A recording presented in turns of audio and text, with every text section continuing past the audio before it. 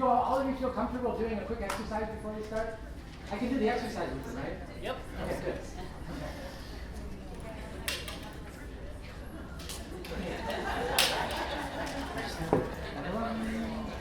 You're good with exercise, right?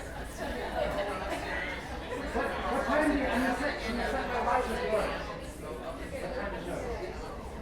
2:59, okay? There. Do I have it? It's supposed to Old school. How many of you have a watch today? Oh, some of you. I held a book up to my students the other day. I said, "Chinese, you don't know what this is." Some of them are squinting. Okay. All right. Is it time, sir? Sorry, Stephen. All right. Welcome to a guaranteed, kind of, okay, that's definitely humanistic and definitely four-step process to help prevent plagiarism. Okay. I really thank you for coming, and I hope this means something to you, and you can go back and still be kind and the wonderful humans you are, and yet keep your students from doing what they shouldn't be doing. I want to thank those of you that are here from Mid-T-Solids, Mid-America, because this was a talk a couple years ago, and a lot of wonderful people nominated for the best of the affiliates. So it's a really nice honor. So those of you in the crowd, I want to thank you very much. So before we begin, can you stand? We're going to do a little exercise. Oh yeah, I'm serious. This is how we start all the classes. Okay, so little circles, don't knock the person down. Okay, you can. The 6 parts a little hard because you're making the circle a little bigger. You can. And then little circles with the right leg and foot if you can. And if you can do this with your eyes closed at home, they say it will ward off dementia. So, and the reason why left foot now, and the reason why I think is because you're using your balance, and for whatever reason, sometimes the dementia hits the temporal lobes, the balance area. Right? Okay, now this is really hard. You can't touch the ground, touch the sky, touch the flowers, touch the moon, touch the animals, touch the bird and then switch. Touch the ground, touch the sky, touch the flowers, touch the moon, and last the animals and the birds, and inhale. And again. And that last one you're going to make a heart. Oh yeah, mama. And all together, I want to prevent plagiarism.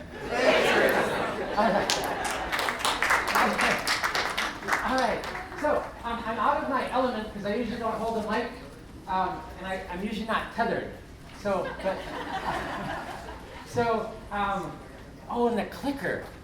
I don't even know how clickers work. Okay. The what one? 3 and 1. Oh, 3. Okay. 1, 2, 3. No. That's okay. We'll do it this way. You can do it. Okay.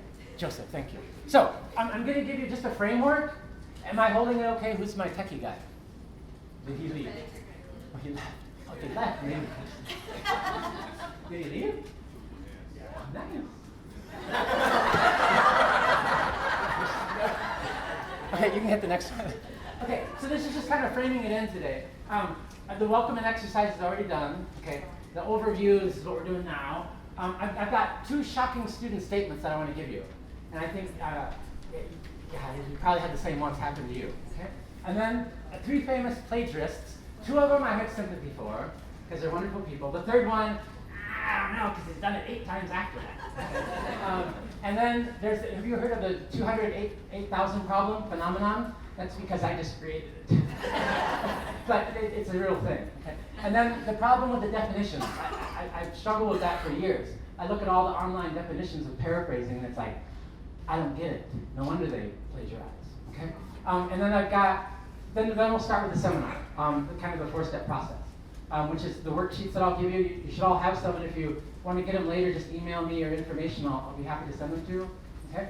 And then, so that's the true and false. And then the crux of the whole thing is at the very end where it says contracts and creative solutions. And there's a happy note to end with, a positive thing, because there's too much negativity in the world.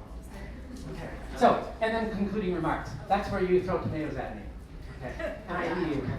All right. So, the first one. So the first one This was actually said to me by a student. You don't understand. My parents have told me if I'm not cheating, I'm not working hard enough. And she was serious, okay? She said, I'm a double major in psychology and computer science. This wasn't cheating in a bad way. You know, so I had to explain to her that at UNL, yeah, it's a serious offense. Maybe not back home, but there it was, okay? But that's a serious comment, okay?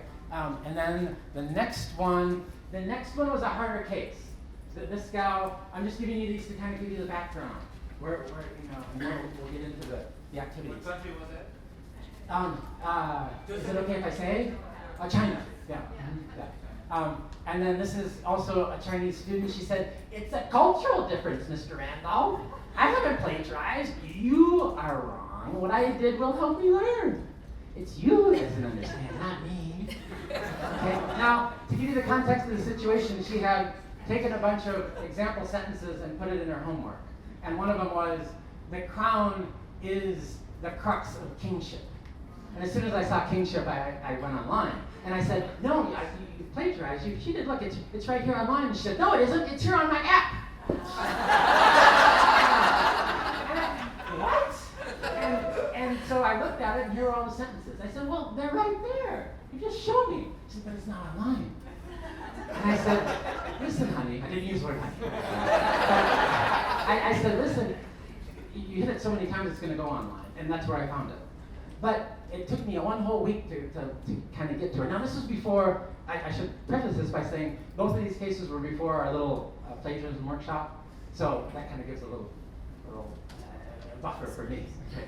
So our next one is, okay, so 3 famous plagiarists.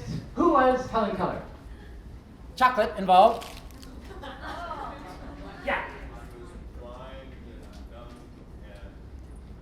Yeah, blind and deaf. And she was the first woman to get what in America?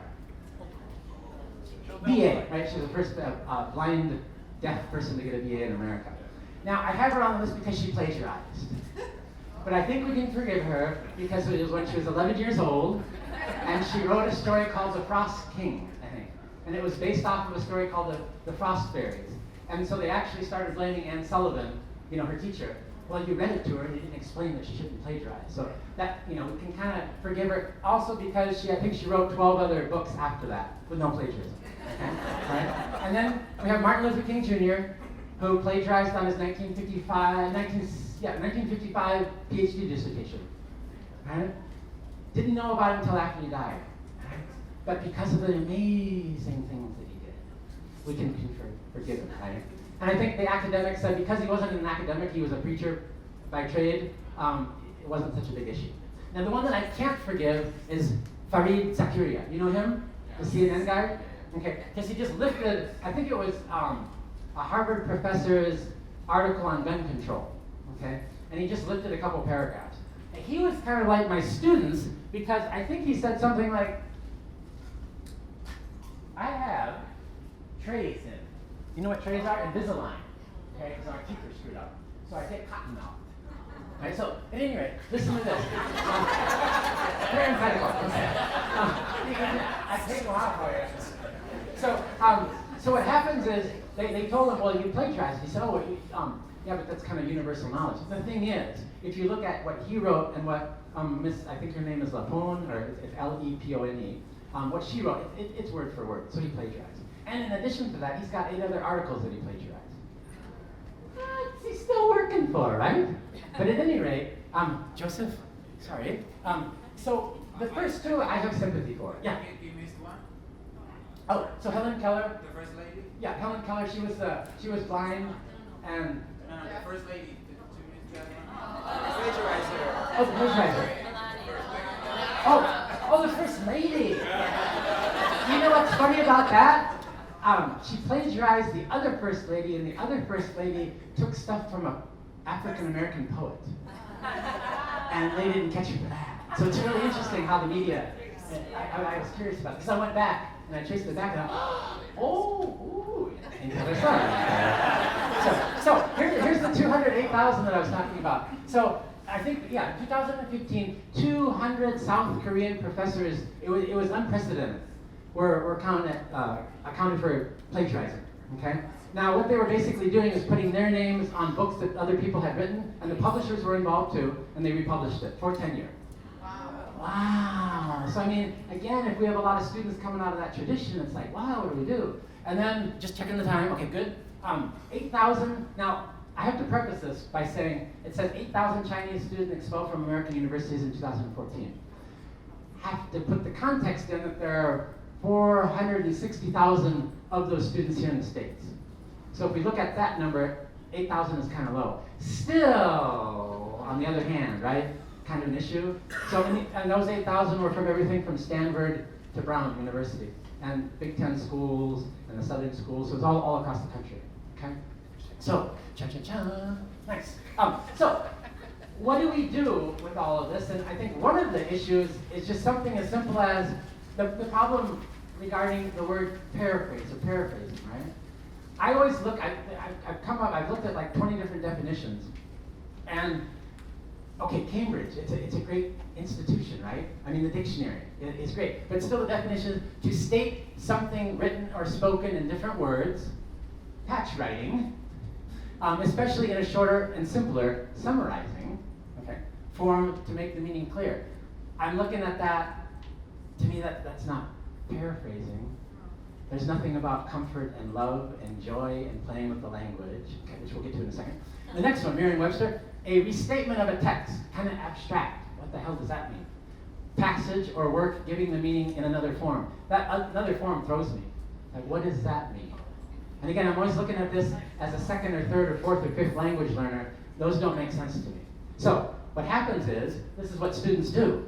I had a colleague at Michigan, and the original text was, the tiger came out of the jungle. Student paraphrase, the kitty appeared from the woods. Now, I ask you, is that the same as this? No? So, based on what we're giving them, it's a hard pull, right? So what do you do, right? And I'm in a quandary, I'm still back in Wisconsin, and I think, well, Mr. Joseph. Okay, so, plagiarism seminar, 1 week long, okay? Now the first time I did it was like mid-semester, so I already had a lot of plagiarism cases. But now when I do it, literally, some days I won't even hand out the syllabus. The first day of class, we just hit the ground running with the plagiarism seminar.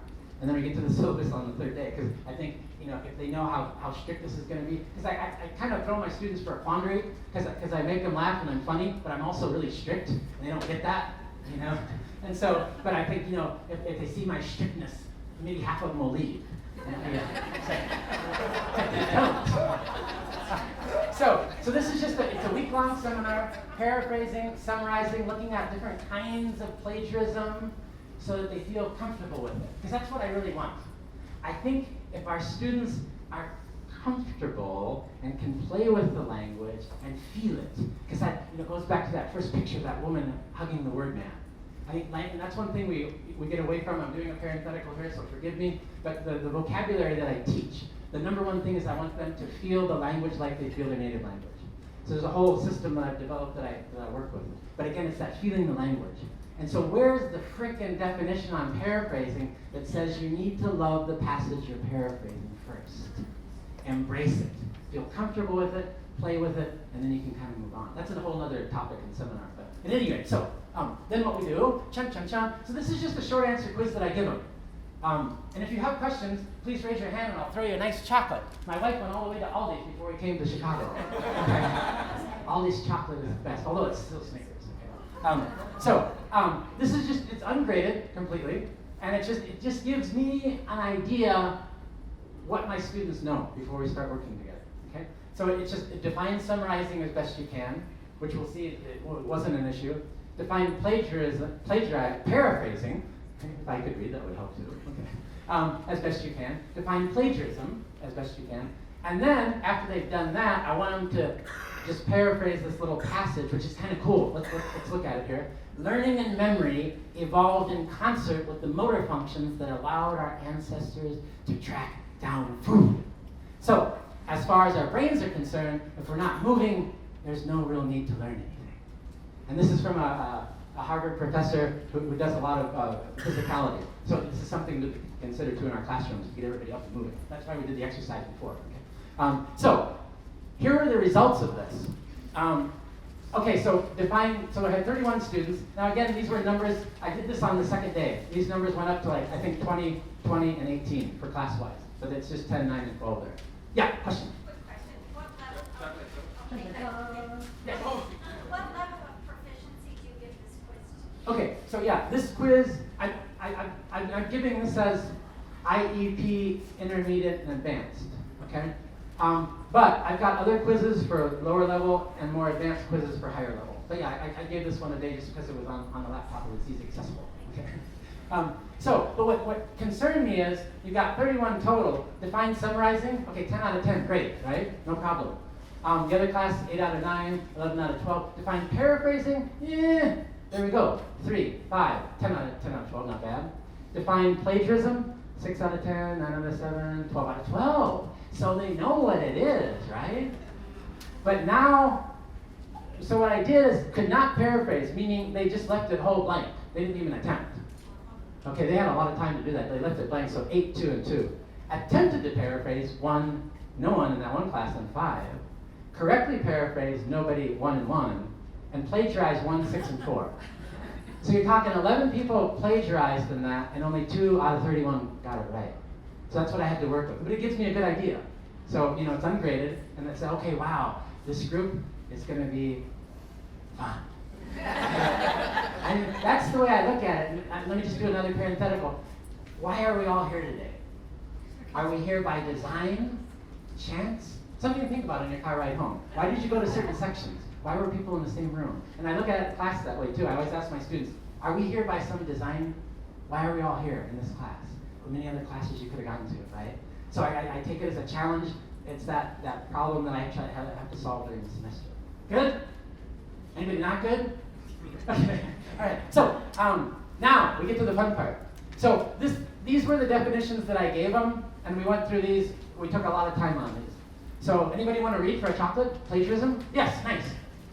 Plagiarism. There you go. Thank you. The use of another's concepts, ideas, actual words, phrases, or sentences as though they were one's own. That is, using someone else's work without citing it or giving proper credit to the original source. This may include putting one's name on a work written by someone else. Nice. Thank you. And I put that last line on there because of the Korean situation. Okay? So, and then patch, everybody knows what patch writing is all about, right? Yeah, of course. Anybody want to read patch writing that I can get to with the chocolate and the mic? Chun, chun, chun. Yes, nice. Thank you, ma'am. Oh.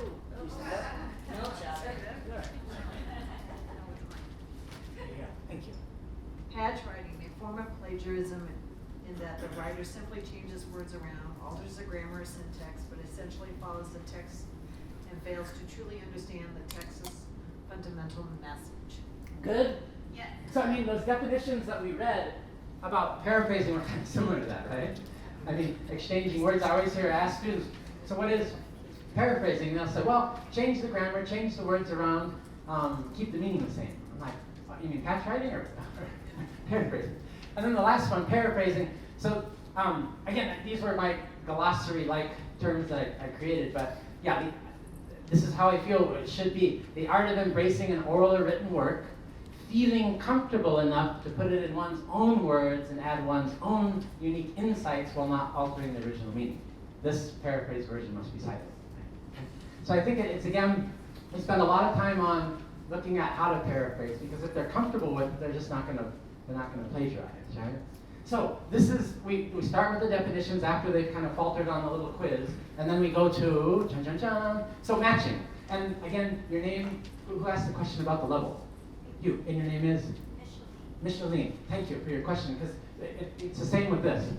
So there'll be, depending upon the level, then I'll give a different little quiz. But this one was for the advanced students.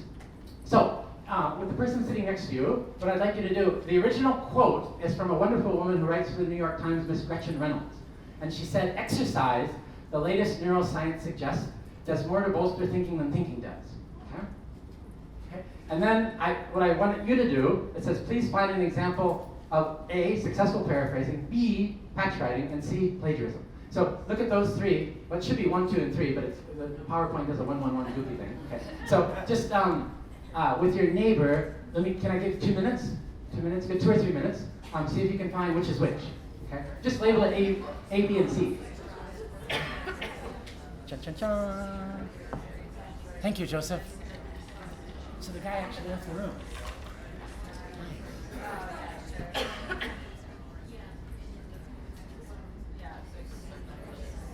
Can you see? Oh, I gave him email me.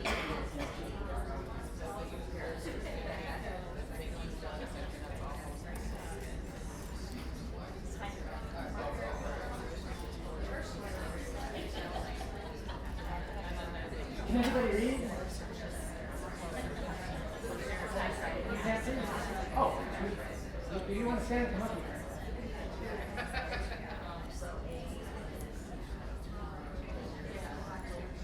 Is there anybody else who can't read? You see it, right?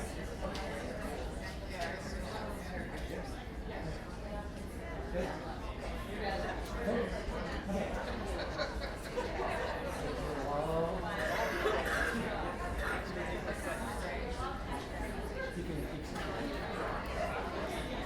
So this is worth 3 chocolates.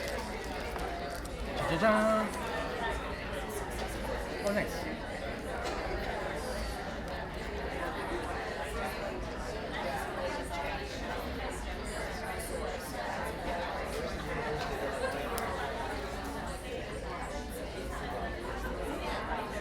Good.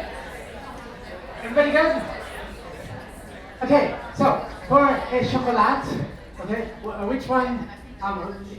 Raise your hand and say it really loudly. Which one is the first one? Yeah.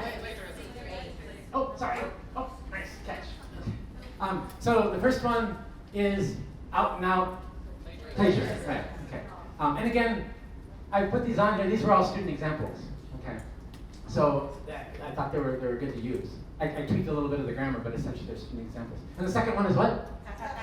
Okay, good. The patch writing. Who said that? Did you? I saw your lips move. And the third one? Paraphrase. Okay. Who said it louder? Oh, lady in the back. Ka-ching. Oh, nice. Almost good catch.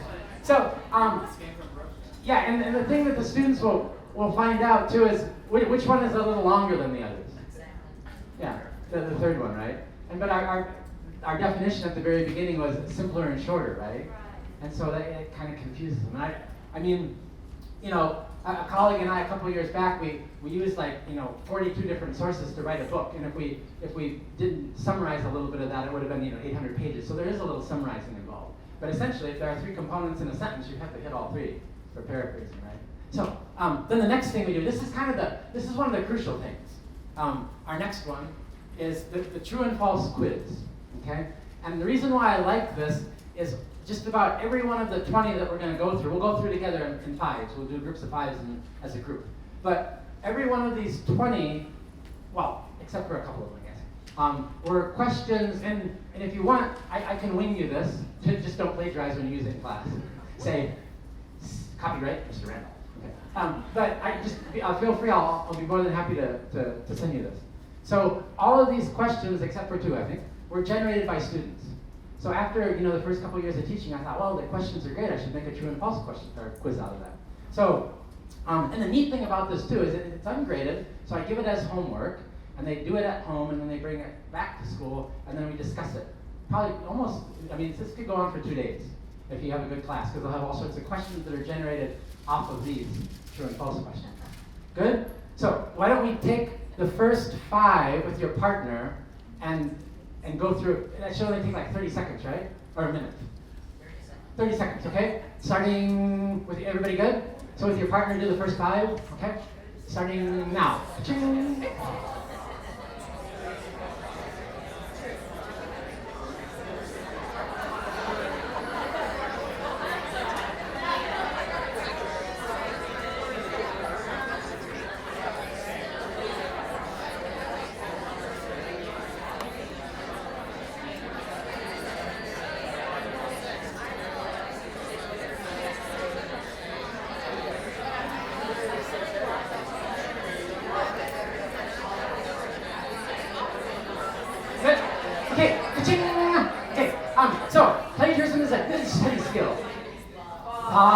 false.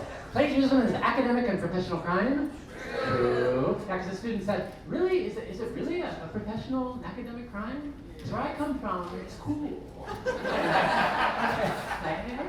So, question. Number 3. Plagiarism means to steal another's work and pass it off as one's own? True. Plagiarism means to commit literary crime. You see, notice how I'm making him feel real guilty here? It involves stealing and lying. True. Plagiarism essentially shows that the original ideas are not understood. True. Yeah, because otherwise it probably wouldn't plagiarize, right? Okay. Oh, telephone. Superman's calling. Get in the room. Okay. Next 5, real quick. 30 seconds. Ka-ching.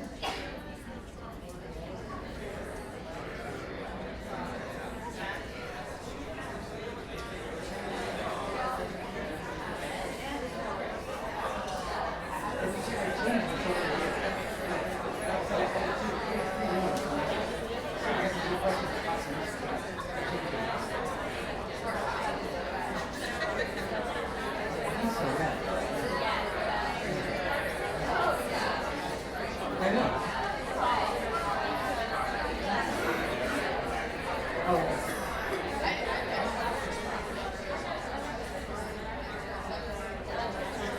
Okay. So number 6, students may fail if they get caught plagiarizing. True. Yeah. May is the operative word depending upon the university, right? I once taught in a school which I will not give the name of, and I had a student plagiarize 3 times, and they said, "Oh, but they're paying so much money. Just let it go." But there are some faculty who also say, well, they were a really good student with a good heart, and we should give them a second chance. Yes. So yeah, you got all sorts of that's a good humanistic part, right? But yeah, this next one, I just want to say a little anecdote about it because it's kind of controversial. Students may be asked to leave the university because of plagiarism.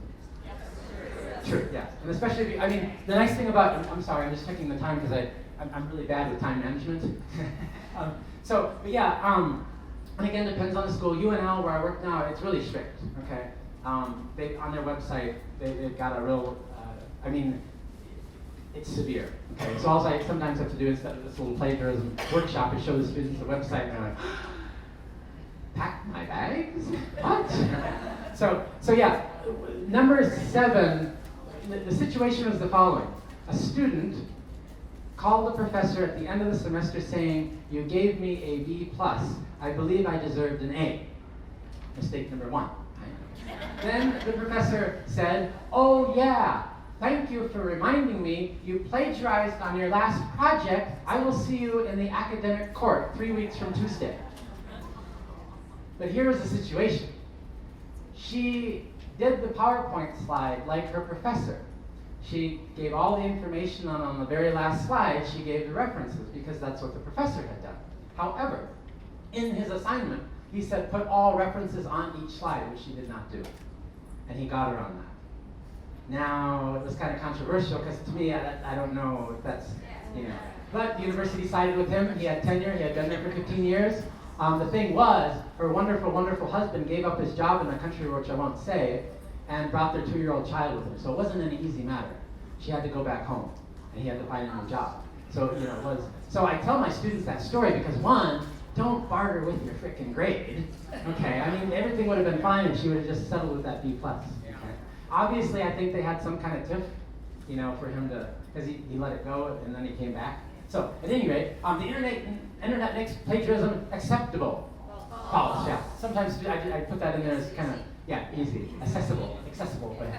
But ultimately, the student who plagiarizes is really hurting himself. Okay? Yeah. What? False? Oh, sure. Okay. Oh, you said what? Why? Only if he's caught. Only if he gets caught. There's a reason why they do it. If you don't get caught, you're not afraid of the consequences. You're not learning information. Right. The very last quote, I'll come back to this one on the very last quote of the student, because it's a nice quote. But, oh yeah, that's the chocolate. Nice. There you go. Right. So, students will try anything. I remember one time, just a real quick parenthetical, I had a student, they both waited to the end of class to hand in their final papers. Now this is weird, why are they waiting so long? Everybody else has been gone for 5 minutes. Well, the one of them handed it in at the very beginning. And the other one is waiting and waiting and waiting and waiting, and then he comes up and he puts it on top. I take them home. I tell my wife, can you go online and check this sentence? She tells me, yeah, plagiarism. But one of them put it at the beginning and one at the end, and I called them back to class and I said, what were you thinking? You mean you were able to figure it out after 3 papers? So, I mean, they thought, if one puts it on there and one on the top, that my memory is not going to be good enough. And I told them, I said, you know, and this is a true story, the CIA wanted me back in college because of my facial and voice recognition and the photographic memory, and which I declined because I thought that's no job for a man who wants to have a family, you know, forever, you're running around. So I said, don't miss a man with like potential CIA potential. I'm like, oh. So at any rate, yeah. But you got a good point, and you got a chocolate for it. And then if you cite the source, you don't need to paraphrase or use quotes. Yeah. And that's been a big issue recently, is they'll cite the source, but then they just cut and paste. And so that's why that's a new one actually from just a couple weeks ago. Or no, wait, no, when the semester started, January. God, time flies. Okay, next one. We'll go kind of quick on these. Let me give you all of these in 1 minute, okay? Okay, so we'll run through those.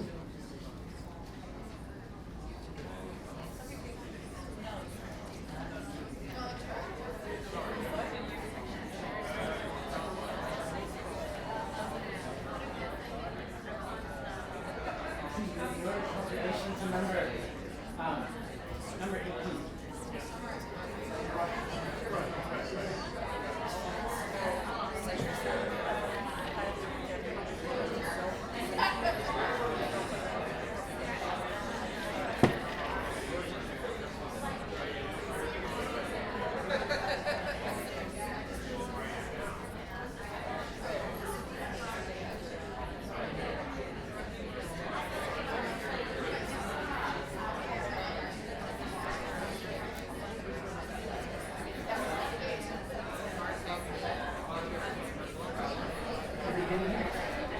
Okay, all right, so you can copy example sentences. Somebody good? Okay, so number 11, you can copy example sentences from a dictionary and use them in assignments. False. And that was that student that used her app. No, it's not. It's here on my app. And I couldn't believe she pulled it out of her pocket and showed me. She did. Okay, it made it so much easier. If you summarize an idea that's not yours, you don't need to cite it. False. Good. Now this is a tricky one, and they don't understand this concept. Copying something that you wrote and not citing it is not plagiarism. Oh, damn.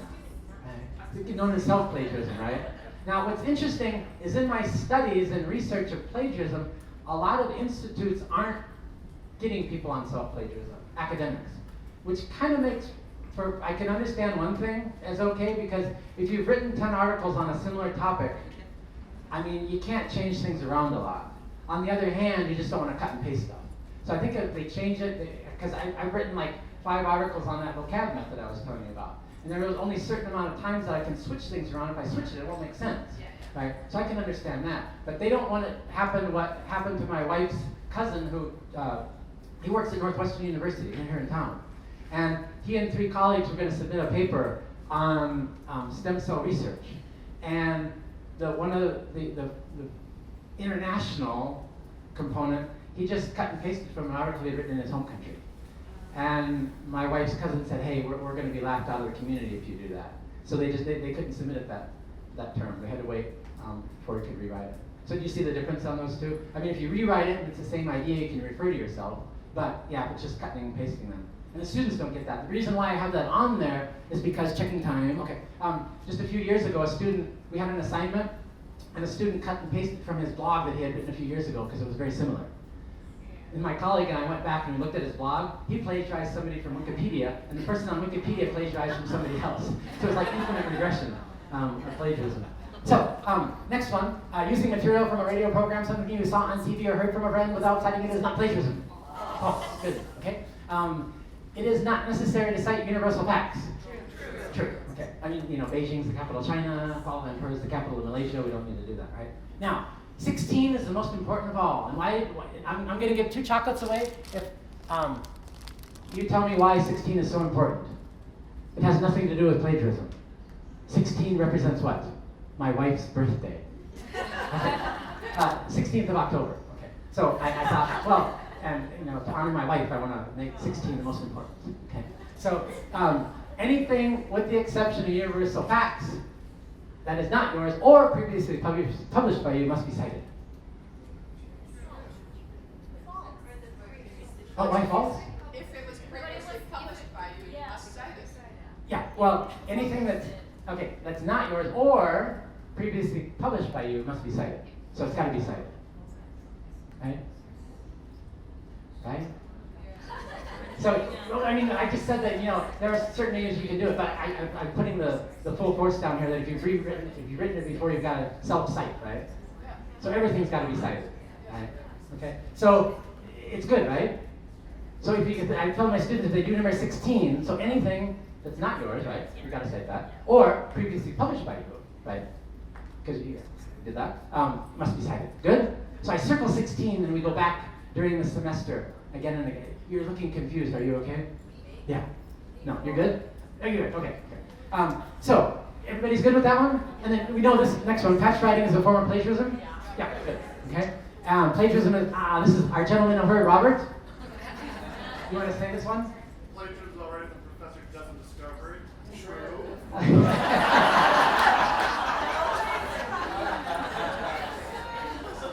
So I had this beautiful student from Germany a number of years ago, and she put, yeah, true for that one. And I said, I'm glad you're not teaching my child. And she said, yeah, Mr. Randolph, it's okay. Okay, but you don't discover it? I said, but I will discover it, that's the thing. So, if you paraphrase something, you don't need to cite the source. Yeah, and again, that's another thing. If they paraphrase it, then they think it's okay, right? And then the last one, I understand what plagiarism is and understand its consequences. Hopefully that one is a true. Okay, so this next one is kind of the crux, okay? So after we've done the true and false, can you see how just going back to the true and false real quick, can you see how that would generate a lot of questions? Okay, yeah. So, that's why I said sometimes it takes 2 days, because we'll go for the first 10, but they'll have a lot of questions that are sort of related or parallel to that, which is great. Because I always tell them again and again and again, don't fall to the 2 a.m. syndrome. And for a chocolate, what is the 2 a.m. syndrome? Last minute, right. Okay, 2 o'clock in the morning, you panic, you got to get it in. And I always tell them, look, if you cut through my shirt, you will find a heart. And that heart bleeds like yours. Okay? So email me. I'm not going to read it at 2 in the morning, but email me at 2 in the morning or 3 in the morning and say, Dear Mr. Randolph, not, hey, bro. Or a lot of them forget the O and it's like, hell, Mr. Randolph. But email me at 2 in the morning, and I've done that too. It's really embarrassing. I think I send one to you like that? Yes, I'm so angry about it. And so, email me and say you're not comfortable with the passage and I want to sit down with you and discuss it. And of course, 9 times out of 10, and probably 10 times out of 10, I'm going to say, yeah. Okay. All right. So, once they've done the true and false, then the next, I want them to take this home and read it. And they sign it. So I will say, John Smith, hereby understand both plagiarism and cheating are acts of academic dishonesty. Okay? And it talks about, being academic crime at UNL. Second one, if I cheat, I'll get a 0 on that assignment. The third one talks about you understand that if you do it twice, that if they do, plagiarize an essay, that essay might have a certain amount of points, right? That will cause them to fail just because of that assignment, right? And then the next one, I understand if I plagiarize twice in this class, then it's just an automatic failure. That's the university policy, actually. So I don't need to worry about it after that. And then the last one, I acknowledge the consequences. Now, I have them sign it, date it, and then I sign it. When I worked with Joseph at Western, it was great because the director of the IEP signed it as well, and that was powerful. I had 2 semesters in a row without any plagiarism because they saw the director's name on it. I think that's what helped. It's just like I had just parenthetically real quick, I had a problem with students. I had an 8 o'clock class this semester. First 4 weeks, they're coming at 8:10, 8:20. Finally, I sat down with them and I said, what is the issue here, boys? Give me a paragraph on why you're late. And then after they wrote the paragraph, I said, tune your neighbor and tell me why you're late. And then they're done with that. I said, now write your advisor's email address down because they're going to be contacted. They're coming now at 7:40 every morning. I didn't have to send any email out. It was good. So the contracts are kind of like that with the director's name on it. Now I just do it this way with the student, date, and lecture. I haven't think about it. I've had two students in the past 10 years that say, of course, so what if I don't sign that? And I said, then I'll really be watching you. and both of those ended up quitting. It was sad, but they dropped out of university. One of them had like a car deal. He was buying cars in the U.S. and selling them to Russia, and he was from Saudi. So and then the school wasn't his thing. So, but at any rate, so creative solutions. This is just kind of a extra bonus tidbit. Do you like the woman growing out of the earth? And my wife found that one. It's cool. Okay. Kind of humanistic. Right? So, one thing that I found really effective is just on-campus interviews about plagiarism, where I have them interview 5 instructors, we know what they're going to say, and then 5 undergrads. And you know, they're on occasion they'll try to lead them down the wrong path, but most of them say, yeah, it's something that's really it's a serious issue here, and it's helped a lot because it kind of supports the 4-part thing that we've been doing in class. Okay, they did some nasty survey a few years ago, and it was something like 62% of the freshmen in one college were happy that they volunteered that they cheated and plagiarized because they got away with it, and they thought it was cool. That's 62%. Wow. You know, I had kittens when I kind of glanced at I remember at one time in college I glanced at my partner's exam in Spanish, and I felt guilty. So I'm 51 now. I still think about that moment. I just glanced. Good thing was I couldn't read his writing, but I still feel guilty that I glanced. Because I know that's what gives the humanism in me, because I know I have that possibility of glancing. Okay? But it's good, because I send them out on campus and they do the interviews. Next one is really cool. I love this one because they get petrified when I tell them. Oh, that's okay. Sorry. Oh, there's the kitty. Woo! Okay, that's okay. Don't worry. So time deduction. So I tell them, however many minutes it takes me to find that you've plagiarized, that's how many points gets deducted off of your final grade. And you can start to take a long time. I don't, I'm very honest. You know, if it takes me 4 minutes, then that's the deduction, okay? And I put this on the syllabus, of course, so it's justified. Because at UNL, anything that's on your syllabus, oh, hey, I just recognized you.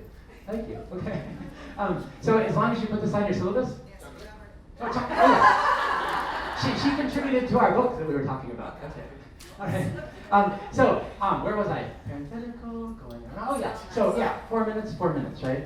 And it's on the syllabus at UNL. As long as you've got anything on that syllabus, that's what you can tell the students, but you got to stand by it, right? So I tell them. Now the other one, this is the tricky one. For each plagiarized word, okay, overall grade point deduction. So if it's a paragraph of 50 words, they're toast, basically. Okay. If it's just a phrase, 2 words, then. But again, I don't do this out of meanness. I do it because my dad, rest his soul, he passed away in 2016. But he and I were like this, okay? My wife and I are like this, and my mom, okay? So Dad has left us, but Dad and I would walk the woods, and he was always like, you need to be the samurai. I know we're in northwestern Wisconsin, and it's 1975, but you need to be aware of your environment, okay? And it was just like, what was that program with David Carradine? Kung Fu, right? I was Grasshopper. Okay? But Dad was always into, you know, and it's great, because I think it teaches us to be aware of everything, right? And so I want them to raise their awareness and make that email, not the phone call at 2 in the morning, but the email at 2 in the morning saying, I don't get it right now. Can you give me time? Okay? Because I don't want them to make that move. But just putting it up there, it scares the dickens out of them. Okay? And I kind of do that in a humanistic way. Okay? Good? So here's the final student quote. Cha-cha-cha. It says, student confession, yes, I did it. I can't deny it. It was wrong, no excuse. I panicked. Sorry, but can I take your class again in the spring? So, this was a student from India. The sad thing about this was he had an A going into the final week. And he was a great student, but he admitted it, and he said it was the panic. And I told him, but why? I've told you. You can. He said, I know. But then he reiterated twice. He said, yeah, can I take you again? Because I really like the class. So I thought, well, there's the humanistic thing there that we can't necessarily normally always get them, even the great ones. I just don't know why he did it. Okay. So the last one, this is our 22-pound cat at home. He's with us here in Chicago now. He's hanging out in the hotel. We always bring. I want to enter the Guinness Book of World Records because he's traveled the whole country with us. Okay. So he's just making sure you all understand everything that we did. So is this a guaranteed thing or no? No. But it's close, right? I mean, I can kind of count now how many cases per year. All right. But it's not. I mean, one class like this semester, I've had none whatsoever. But there are two that's been, well, the girl, that pulled out her phone. Actually, I think it's a mistake on the PowerPoint. I have 2017, so 2018. But most of the time, it stopped, right? And the true and false and the contract are the real big ones, okay, that help, all right? Is it humanistic? Be honest? Yeah, okay. I mean, it gives them the benefit of the doubt in many cases. You understand the four-step process, right? And it's basically making them aware through the pre-quiz, right? And then the definitions are part of that, right? And then we do the matching, and it's not just one, right? It's a series of those, different kinds of plagiarism. Right? And then we do the true and false, and then the contract. And the contract is really, really helpful. Now there's a variation of that. Does anybody have the time? 45. Okay, so we got to wrap up. But one thing that you can do is, if it's a high-level class, you can do a communal contract together. The students can write the contract, and that's really, really effective too. Okay, because they're the ones that are doing it. Good? Okay, so have fun. Before you go, I have to do something real quick.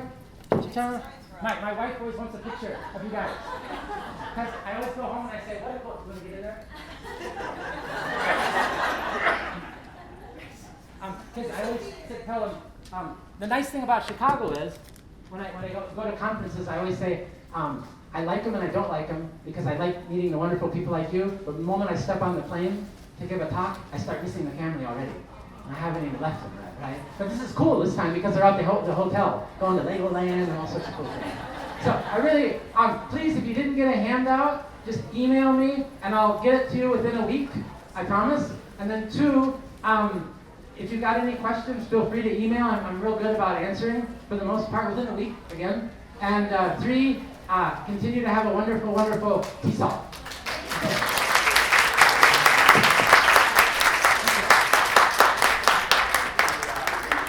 You get a chocolate with your drink in the morning. Oh, sure. Oh, yeah. Huh?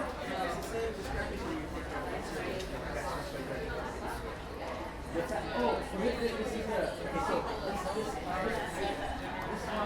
what I go to. This is really things that then we get past. Oh, okay.